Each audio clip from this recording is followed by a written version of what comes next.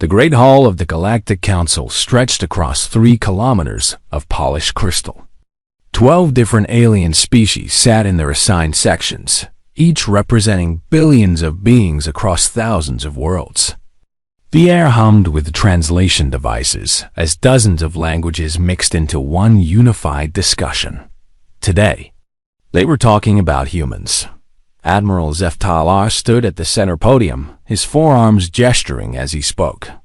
His blue skin glowed brighter when he was angry, and right now he looked like a small star. "The human problem grows worse every cycle," he said, his voice carrying across the vast chamber. "They have established 43 new colonies in the past solar year alone." Councillor Vesaha, a tall insect-like being, clicked her mandibles in agreement. "Their expansion rate exceeds all projections. They show no respect for established territorial boundaries. They are primitives," added Minister Gorth, whose rocky skin scraped against his chair as he leaned forward. "Their technology is centuries behind ours. They still use chemical rockets for many of their ships." Laughter rippled through the chamber. The idea of chemical rockets in an age of gravity manipulators and quantum drives seemed absurd to these advanced civilizations. Admiral Zeftalar pulled up a holographic display showing human space. Red dots marked human colonies, spreading like an infection across previously empty sectors. "Look at their pattern of expansion," he said. "They do not follow the logical routes between star systems. They jump randomly, claiming systems with no apparent strategic value." "Typical primitive behavior," said Councillor Prime Thelanos, the eldest member present. His ancient voice carried the weight of 3,000 years of experience. "They grab what they can reach, not what they need. Like children taking toys." The display zoomed in on several human worlds. The images showed busy spaceports, massive construction projects, and millions of humans moving between planets. "Their military is equally primitive," Admiral Zeftalar continued. "They still use kinetic weapons, actual projectiles fired from metal tubes. Their shields are basic energy deflectors at best."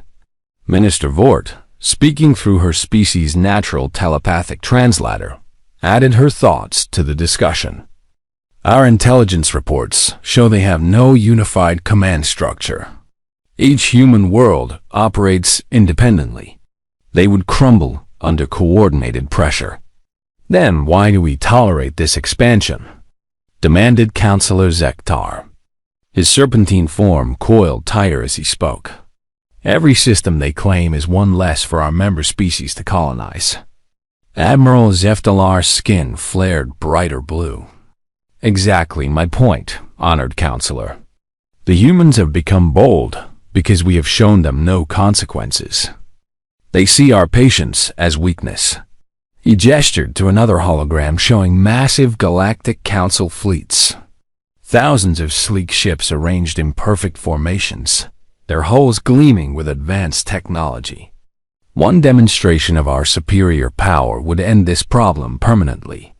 The humans would retreat to their core worlds and trouble the galaxy no more." The chamber fell silent as the council members considered this proposal. Finally, Councillor Prime Thelanos spoke. "You suggest military action against a species that has made no aggressive moves toward our member worlds? I suggest we teach them their place in the galactic hierarchy," Admiral Zeftar replied. "The humans understand only strength. Their entire history is war after war on their home planet. They respect power." Minister Gorth's rocky features formed what might have been a smile. "A simple ultimatum would suffice. Cease expansion or face the consequences. And if they refuse?" asked Councillor Vexa. Admiral Zeftalar's expression grew cold. "Then we demonstrate why the Galactic Council has maintained peace for 7,000 years. One quick action against a single human world. They will understand the message." Councillor Prime Thelanos raised one ancient hand. "I must voice concern about attacking an unprepared species. Our own laws require Our laws require us to maintain galactic stability, Admiral Zeftalar interrupted. Human expansion threatens that stability. We have the right to act. The debate continued for several more hours, but the outcome was never really in doubt. Fear of human expansion had been growing among council members for years. Stories of human aggression and rapid reproduction had spread throughout diplomatic channels. Most council members saw humans as dangerous primitives who needed to be controlled before they became a real threat. When the vote was called, 10 of the 12 species voted in favor of action. Only the eldest counselor and the peaceful Zen Mari voted against. Admiral Zeftalar began planning immediately.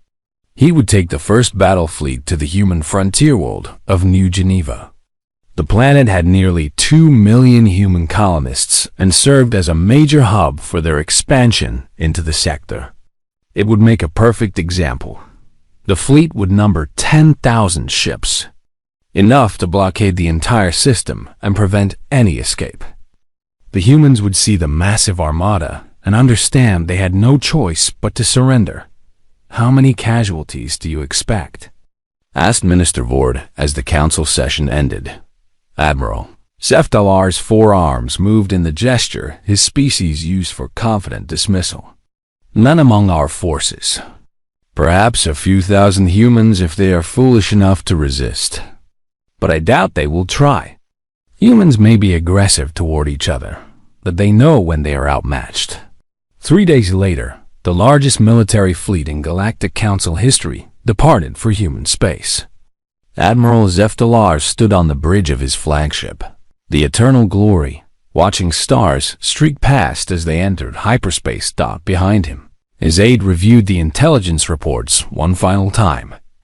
Admiral, there is one detail that concerns our analysts. Human communications in the target sector have increased dramatically over the past week. They may be aware of our approach. Admiral Zeftalar waved away the concern. Let them prepare their pathetic defenses. It will make no difference. When they see 10,000 council ships surrounding their world, they will realize the futility of resistance. He turned to look at the tactical display showing his fleet. Each ship was a masterpiece of council engineering, armed with weapons that could crack a planet's crust and defended by shields that could withstand supernovas. The entire human military could not damage even one of his vessels. Set course for New Geneva, he commanded. It is time the humans learned their place in this galaxy. The fleet continued through hyperspace, carrying 10,000 ships toward what Admiral Zeftalar believed would be a simple demonstration of power. He had no idea that he was leading his forces into the most catastrophic military defeat in galactic history. In human space. Other preparations were already underway. Governor Sarah Chun stood in the command center of New Geneva's capital city, watching the massive alien fleet appear on the long-range sensors. 10,000 ships dropped out of hyperspace at the edge of the system, their formations perfect and threatening. The communications officer turned to her with wide eyes. "Ma'am, we're receiving a transmission from the lead vessel." Sarah nodded calmly. "Put it through." The main screen flickered, showing Admiral Zeftalar's imposing figure. His blue skin glowed with anger as he spoke. "Humans of New Geneva, I am Admiral Zeftalar of the Galactic Council, 1st Battle Fleet. You have 72 hours to evacuate this system permanently. Any human presence remaining after that time will be eliminated." The transmission cut off abruptly. The command center fell silent, except for the quiet hum of computers. Sarah looked around at her staff, seeing fear in some faces but determination in others. "Ma'am," asked Colonel Martinez, the military liaison, "what are your orders?" Sarah walked to her personal communication panel and opened a channel to the alien fleet. "This is Governor Sarah Chun of New Geneva Colony. Your message has been received. We request 72 hours to consider your terms." She closed the channel and turned to face her staff. "Begin Protocol 7 immediately." Protocol 7. Everyone in the room knew what that meant, though they had hoped never to hear those words. Colonel Martinez activated his risk communicator. All units, this is command. Protocol 7 is now active. Repeat, Protocol 7 is active. Across New Geneva, seemingly normal colonists received the message and began moving with purpose that seemed strange for panicked civilians. In the spaceport, dock workers started directing civilian ships toward specific departure routes. In the residential districts, families packed quickly but took only essential items. Most importantly, they all moved toward the massive underground bunker complexes that few aliens knew existed. Admiral Zeftalar watched the human response from his flagship's bridge. "They are evacuating as expected," reported his sensor officer. "Civilian ships are leaving the planet in large numbers." "Good," the admiral replied. "At least they understand the hopelessness of their situation." But something felt wrong. The human evacuation was too organized, too efficient. There was no panic, no desperate transmissions calling for help from other human worlds. The civilian ships followed precise flight paths, almost like they were following a predetermined plan. "Admiral," called Lieutenant Vexmar from the sensor station. "I'm detecting some unusual readings." "What kind of readings?" "Gravitational anomalies throughout the system. They appear and disappear randomly. Our sensors cannot get a clear lock on the sources." Admiral Zeftalar frowned. "Stellar interference?" "Possibly, sir. But the pattern seems too regular for natural phenomena." The admiral dismissed the concern with a wave of one hand. "These are primitive human systems. Their industrial operations probably cause sensor interference. Focus on tracking their fleeing ships." Hours passed as the alien fleet maintained its blockade formation. They counted hundreds of human vessels leaving New Geneva, exactly what they expected from a panicked population.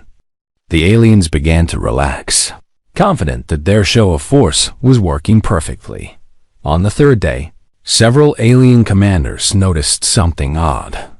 The human ships that had been visible throughout the system were becoming harder to track. Some simply vanished from sensors entirely. Captain Thelkor of the destroyer Swiftstrike contacted the flagship.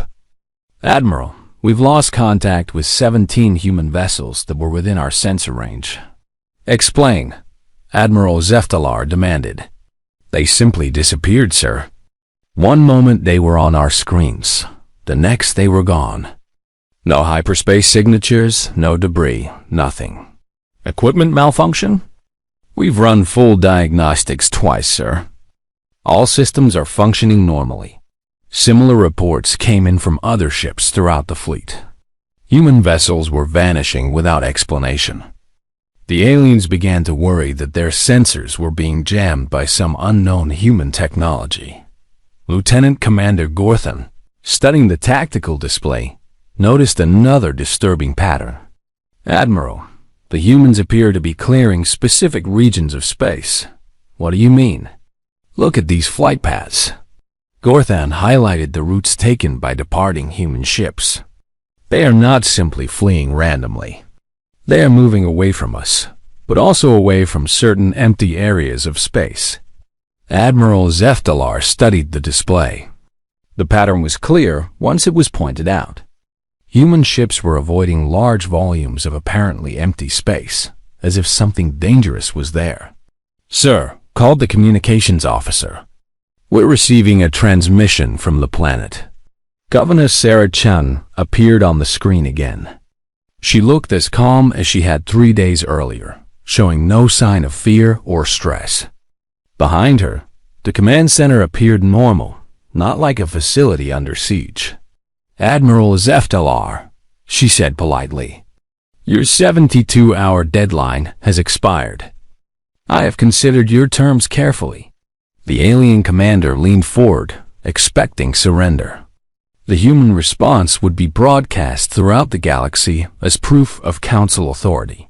After careful consideration, Governor Chen continued, "We respectfully decline your terms." The transmission ended. Admiral Zeftalar stared at the blank screen in disbelief. Did she just refuse our ultimatum? Yes, sir, replied the communications officer quietly. These humans are insane, muttered Captain Veltar from his position at the tactical station.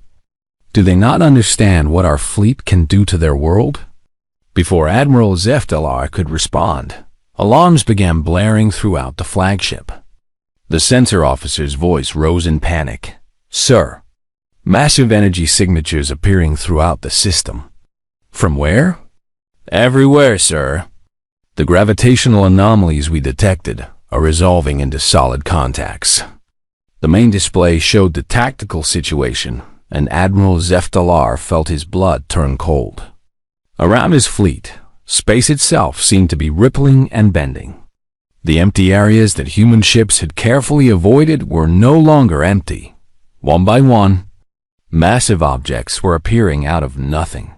Ships, enormous ships, larger than anything the Galactic Council had ever built. Their hulls were dark and angular, covered in weapon systems that didn't match any known technology. How many? Admiral Zeftalar whispered up. The sensor officer's voice shook as he replied. 30,000 ships, sir. And more are still appearing. The alien fleet, which had seemed so overwhelming just moments before, was now outnumbered 3-1. But the numbers were not the most frightening part. The most frightening part was the realization of what this meant. The humans had not been caught by surprise. They had not been unprepared. They had been waiting. Admiral Zeftalar slowly sat down in his command chair, staring at the display showing 30,000 human warships surrounding his fleet. His confident invasion had just become a desperate fight for survival. And somewhere in the back of his mind, a terrible thought began to form. If the humans had this many ships hidden around one colony world, how many more might be hidden around other worlds throughout human space? The silence on the bridge was broken by an incoming transmission. This time, it was not Governor Chun. This time, it was a human in military uniform, speaking from the bridge of one of those massive warships. Admiral Zeftalar, the human said calmly. This is Captain Elena Vasquez of the U's Vindication. We need to talk. Captain Elena Vasquez stood on the bridge of the U's Vindication, watching the alien fleet through the massive forward viewport. The Galactic Council ships looked small and fragile compared to the human dreadnoughts that now surrounded them. She had been waiting for this moment for 15 years. Admiral Zeftalar, she said into the communication system. This is Captain Elena Vasquez of the United Earthship Vindication. We need to talk. On the alien flagship, Admiral Zeftalar stared at the human officer on his screen. She looked completely calm, as if commanding a fleet 3 times the size of his was perfectly normal. Her dark eyes showed no fear, only a cold professionalism that made the Admiral's skin crawl. How? He whispered. How did you hide so many ships? Captain Vasquez smiled slightly. The same way we have been watching your council for the past 40 years, Admiral. You assumed we were primitives because our technology looks different from yours. That was your first mistake. She gestured to someone off-screen, and the view changed to show the tactical situation from the human perspective. The alien fleet was completely surrounded, with human ships positioned at every possible escape route. Your second mistake, Captain Vasquez continued, was assuming that our expansion was aggressive. Every world we have colonized, every system we have claimed, has been chosen for its defensive value. We have been preparing for this day since we first learned about your council. Admiral Zeftalar found his voice. Impossible. Our intelligence reports show your worlds as peaceful colonies with minimal defenses. Your intelligence reports show what we wanted them to show. Captain Vasquez's expression grew colder. Did you really think we would build obvious military installations for your spies to photograph?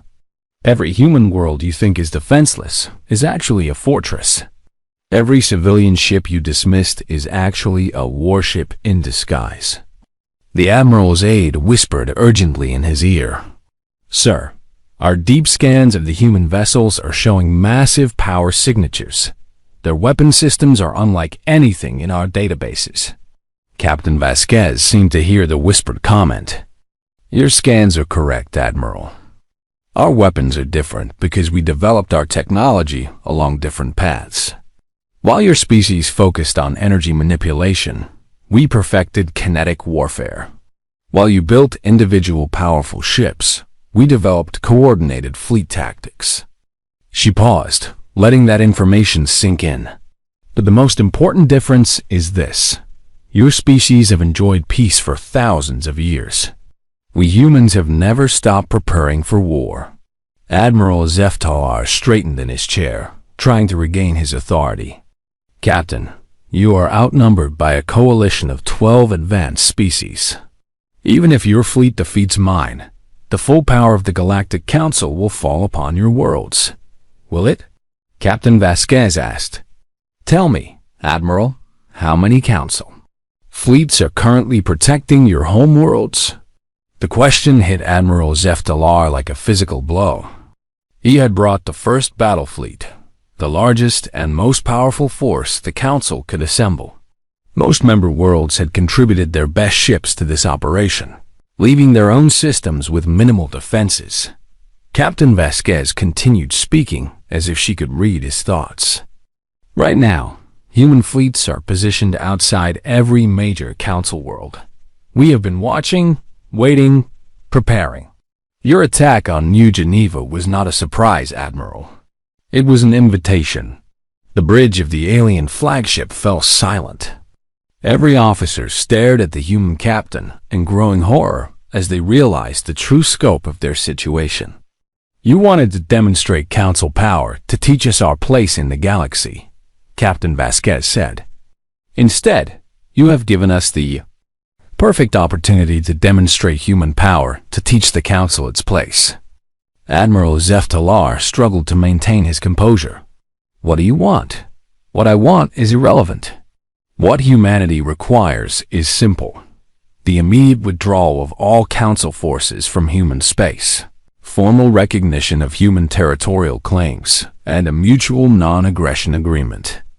And if the Council refuses these terms? Captain Vasquez's expression became stone cold. Then you will learn why the galaxy should have left humanity alone. She gestured again, and the display changed to show readings from the human ships. Energy levels that made the aliens' most powerful weapons look like toys. Shield systems that seemed to bend the laws of physics.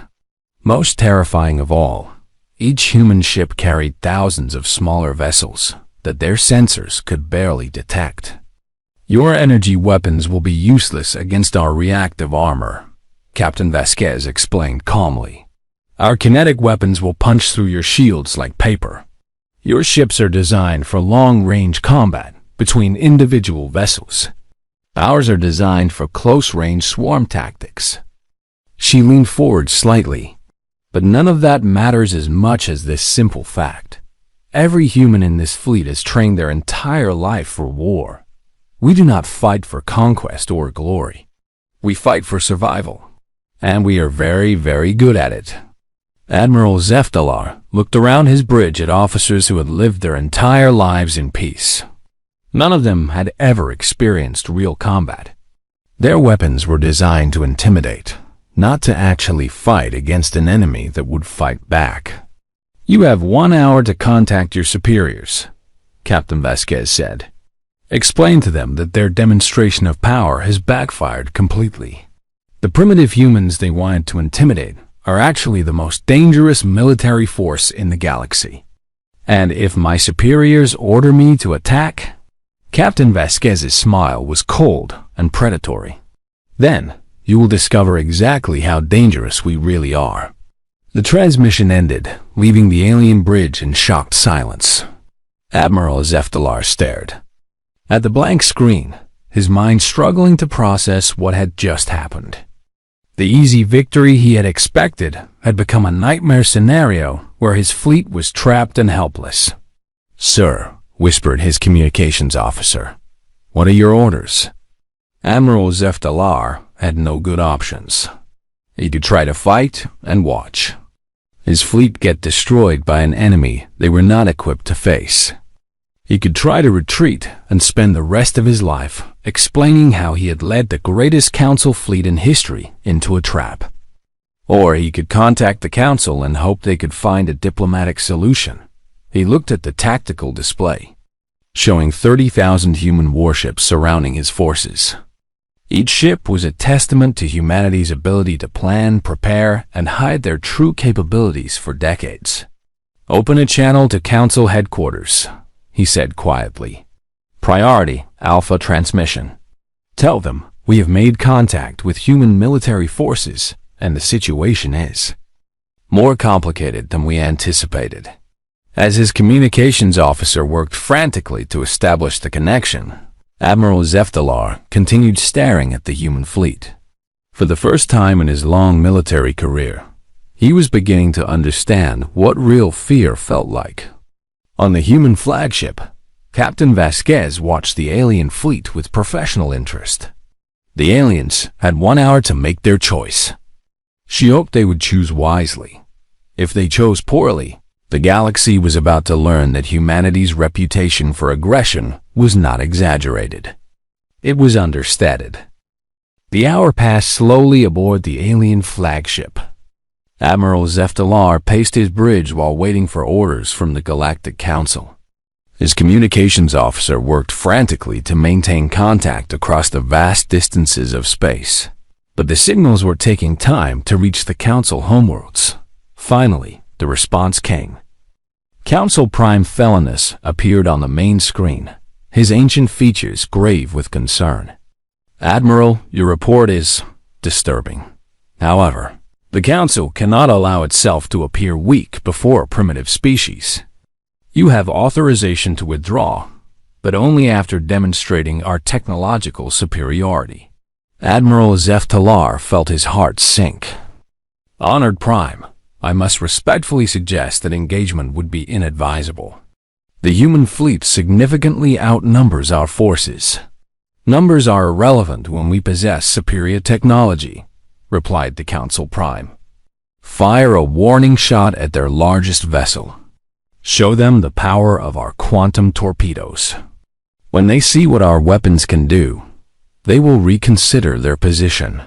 The transmission ended, leaving Admiral Zeftalar with an order he knew was a mistake. But he was a soldier, trained to follow commands even when he disagreed with them. "Target the human flagship," he ordered quietly. "Single quantum torpedo, minimum yield. Fire when ready." The weapon launched from the eternal glory, a brilliant blue star racing across space toward the U's Vindication. Admiral Zeftalar watched it strike the human ship's shields and waited for the expected explosion, but nothing happened. The torpedo's energy simply disappeared, absorbed by the human ship's defenses, without even causing the shields to flicker. "Captain," Vasquez's voice came over the communication system, calm and unsurprised. "Admiral, that was unwise. I had hoped we could resolve this peacefully." "Captain, that was merely a warning shot," Admiral Zeftalar replied, though his voice lacked conviction. "No, Admiral. That was your one free shot. You have just declared war on humanity." The human fleet began to move. Not in the slow, stately formations the aliens were accustomed to, but in rapid, coordinated swarms that seemed to dance around the alien ships. Thousands of smaller vessels poured from the human dreadnoughts, moving so fast they were barely visible on the alien sensors. "Defensive formation," Admiral Zeftalar shouted. "All ships, full power to shields." The alien fleet tried to respond, but their movements were clumsy compared to the human ships. They had trained for ceremonial formations and intimidation displays, not for actual combat against an agile enemy. The first human attack was devastating in its precision. Streams of metal projectiles, each one guided by advanced targeting systems, struck the alien shields at exactly the right points to cause cascade failures. Ships that had seemed invulnerable moments before suddenly found themselves defenseless. Captain Gorthor of the destroyer Swift Strike watched in horror as human kinetic rounds punched through his shields and armor like they were made of paper. "Impossible!" he shouted. "Our defensive systems are rated to withstand stellar output levels." His weapons officer replied in a shaking voice, "Sir, these are not energy weapons. They are physical projectiles moving at relativistic speeds. Our shields are not designed to stop solid matter at these velocities." The human attack continued with mechanical precision. Every shot was calculated, every movement planned. The aliens fired back with their most powerful energy weapons, but the beams simply bounced off the human ship's hulls or were absorbed by some unknown defensive system. Admiral Zeftalar watched his formation fall apart as human fighters swarmed between his ships. The small vessels moved with impossible agility, their pilots seeming to anticipate every defensive measure. "How are they moving like that?" demanded his tactical officer. "Enhanced neural interfaces," came the reply from his intelligence analyst, who was frantically reviewing human technology reports. "Their pilots are directly connected to their ship systems. They think as fast as their computers can process information." A group of human fighters approached the alien flagship, moving in a complex pattern that seemed almost like a dance. They fired their weapons in perfect synchronization, each shot hitting the exact same spot on the Eternal Glory shields. Admiral Zeftalar felt his ship shake as the shields finally collapsed under the concentrated assault. But instead of firing a killing shot, the human fighters simply withdrew. Captain Vasquez's voice echoed across his bridge. "Admiral, your shields are down and your weapons are offline. Do you surrender?" Admiral Zeftalar looked around his bridge. Half his systems were dark, his weapons were destroyed, and his ship was completely helpless. Around him, the rest of his fleet was in similar condition. Ships that had never lost a battle in 3,000 years of service had been reduced to floating scrap in less than 20 minutes.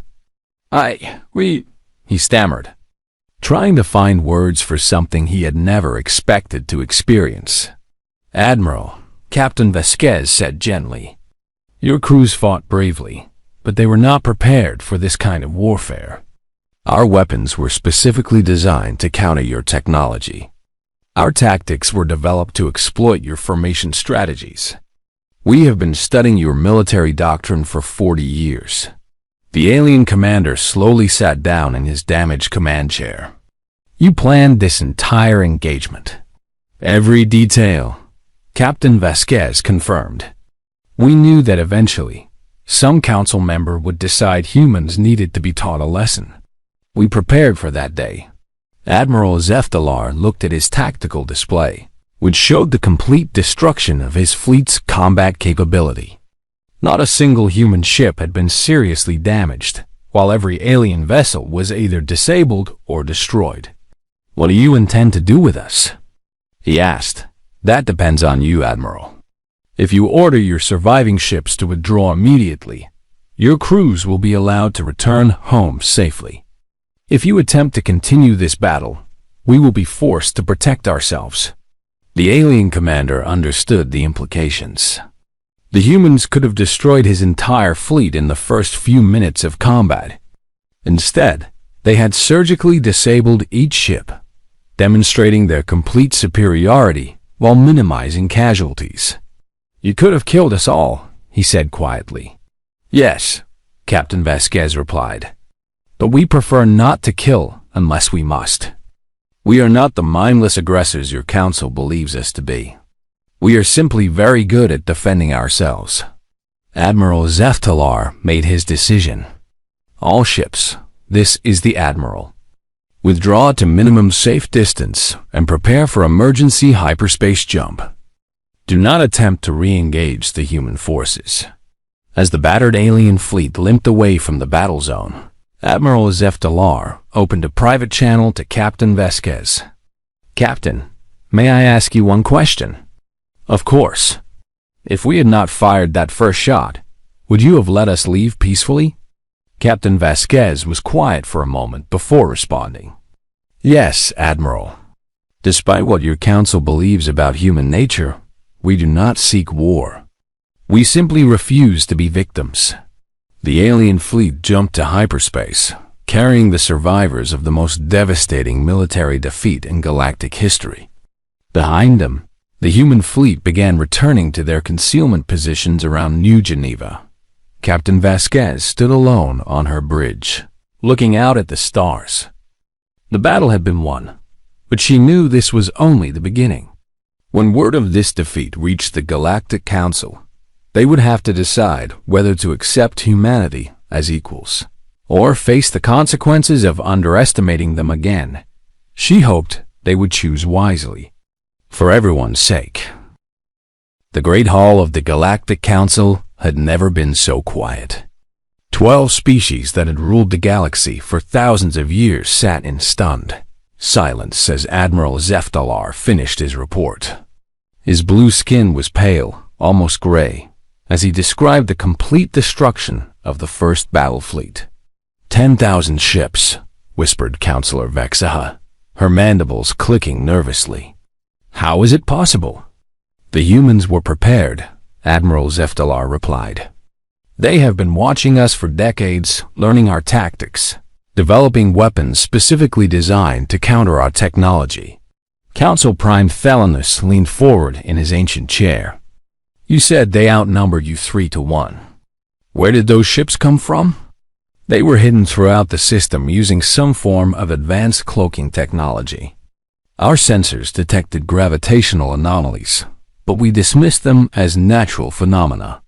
The Admiral's voice was heavy with shame. Every assumption we made about human capabilities was wrong. Minister Gorth shifted his massive rocky form uneasily. What about their other worlds? Are they all similarly defended? Unknown, but likely. Admiral Zeftalar brought up a holographic display showing human space.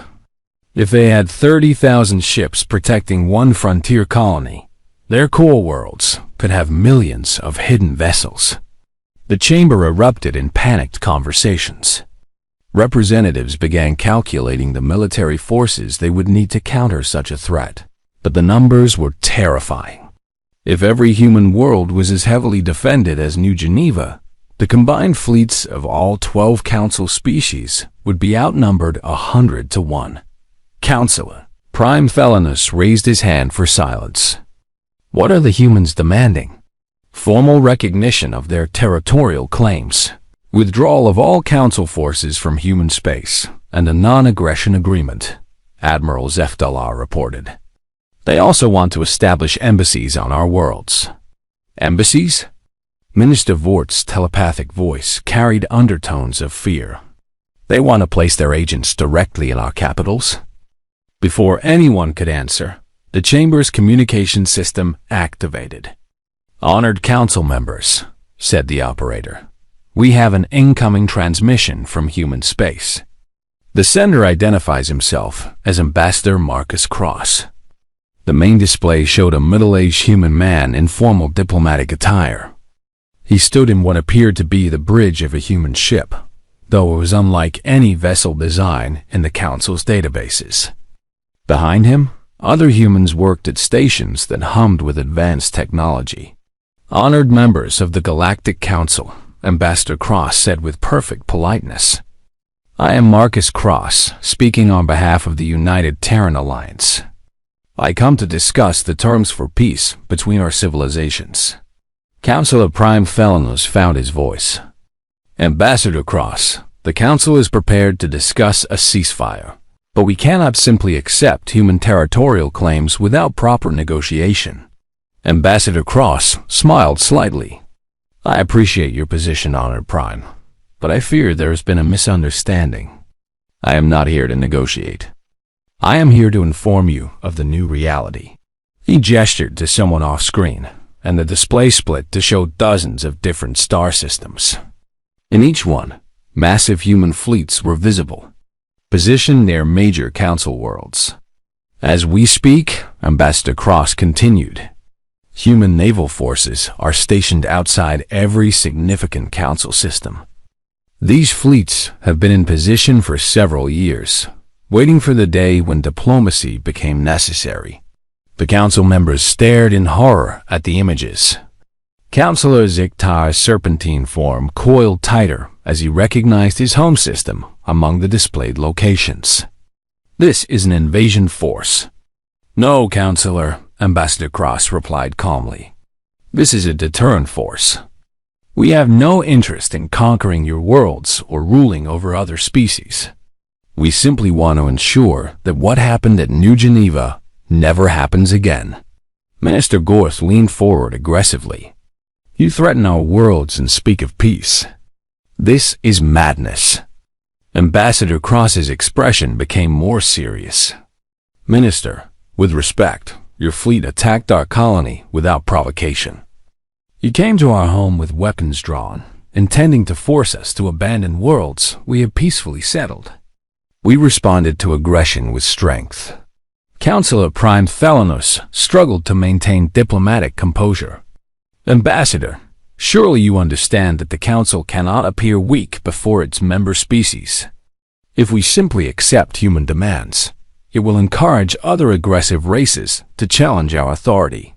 Honored Prime, Ambassador Cross said gently, the age of Galactic Council authority is over. You ruled through superior technology and the threat of force. Humanity now possesses superior technology and greater force. The question is not whether you will accept our terms. The question is whether the transition of power will be peaceful or violent. The chamber fell silent as the implications sank in. For 7,000 years, the Galactic Council had been the dominant power in the galaxy. Now they were being told that dominance had passed to a species they had dismissed as primitive just days earlier. What exactly are you proposing? Asked Councillor Prime Thelanos carefully. A new galactic order, Ambassador Cross replied. One based on mutual respect rather than fear. Humanity will take responsibility for galactic security and peacekeeping. Council species will retain full autonomy over their internal affairs, but will no longer have the authority to threaten or attack other civilizations. You want us to become your vassals, accused Minister Vord. No. Ambassador Cross said firmly. We want you to become our partners. Humanity has no desire to micromanage 12 different civilizations. We simply want to prevent future wars and ensure that expansion happens through cooperation rather than conquest. He paused, allowing his words to sink in. Think of it this way. For thousands of years, your species have enjoyed peace because the Council maintained order through strength. Now humanity will maintain that order, but we will do it better. Councillor Vexa clicked her mandibles nervously. And if we refuse these terms? Ambassador Cross's expression remained calm, but his eyes grew cold. Then you will discover that humanity's reputation for aggression is not exaggerated. It is understated. The display changed to show detailed readouts of human military capabilities. Weapons that could crack planets. Ships that could travel between stars in hours, and most terrifying of all, production facilities that could build thousands of vessels per day. We hoped this day would never come, Ambassador Cross continued. For 40 years, we have watched your council from the shadows, hoping you would leave us in peace. When you chose to attack instead, you forced us to reveal ourselves. Councillor Prime Thelanos looked around the chamber at his fellow representatives. Fear was visible on every face, even among species that had never known defeat. What guarantees do we have that humanity will not simply conquer us outright once we accept these terms? You have our word, Ambassador Cross said simply. But more importantly, you have our nature. Humans are builders, not destroyers. We prefer to create rather than conquer. We will only use force against those who threaten the peace. The debate continued for hours, but the outcome was inevitable. The council faced a choice between accepting humanity's terms and facing annihilation. One by one, the member species voted to accept the new arrangement. As the session ended, Councilor Prime Thelanos approached the display where Ambassador Cross waited patiently. Ambassador, may I ask why humanity chose to reveal itself this way? Surely there were less dramatic methods. Ambassador Cross considered the question carefully. Honored Prime, we learned long ago that some lessons can only be taught through strength. Your council attacked us because you believed we were weak. Now you know we are not. That knowledge will prevent future wars. Years later, the galaxy had settled into its new pattern. Human fleets patrolled the space lanes, preventing conflicts before they could begin. Trade flourished between species that had previously been enemies. Scientific discoveries were shared freely among all civilizations. The Galactic Council still existed, but now they worked alongside human representatives to solve problems through cooperation rather than force. Some species grumbled about the change, but even they had to admit that the galaxy was more peaceful than it had ever been. Admiral Zeftalar, now serving as a liaison between his people and the human fleet, often thought about that day at New Geneva. He had come expecting to teach the humans their place in the galaxy. Instead, he had learned that humanity's place was at the top of the galactic hierarchy. But unlike previous rulers, humans seemed genuinely committed to using their power responsibly. They were reluctant guardians, taking on a role they had never wanted, but accepting it because someone had to maintain the peace. In the end, the galaxy had gained something it had never possessed before, a protector that valued justice over power and peace over conquest. The humans had won their war not through cruelty, but through overwhelming competence combined with unexpected mercy. The age of human dominance had begun, and despite their fears, most species found it far preferable to what had come before.